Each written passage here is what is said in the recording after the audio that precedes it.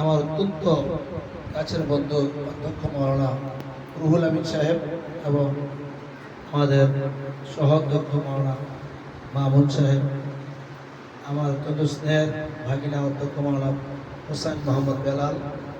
আমি আরও বেশি আনন্দিত হয়েছি, সকলের নাম আমি বলতে পারবো না, তবে আমাদের ওহিদ ভাই, ইদ্রিস ভাই, আমার গোলাম রব্বানী ভাই, আমার অত্যন্ত স্নেহের মাওলানা আব্দুল ওয়াদুদ সহ সকলকে আমি শুকরিয়ার সাথে একটি কথা জানাতে চাই যে বানসারামপুর উপজেলা হুজুরকাবলা রুহানির সন্তান অনেক আগে থেকে এখানে আমাদের হোমনাথ বা আশপাশ থেকে অনেক বেশি ছিলেন এবং আছেন।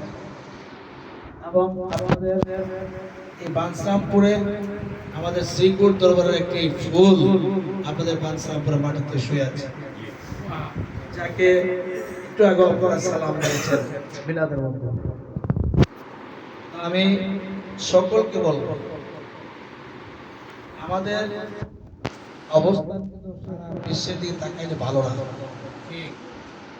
তারপরেও আবার আমাদের ভাগটা একটু ভিন্ন। আমরা দরবার সকল মুসলিম, তার মধ্যে আহলে সুন্নাত ওয়াল জামাত, সেখানে অবস্থানটা তাকাইলে আমরা কিন্তু কোনো দিক থেকে কোনো সহযোগিতা পাই না, এবং একটা সহযোগিতা পাই মহান আল্লাহ, ঠিক কিনা বলে?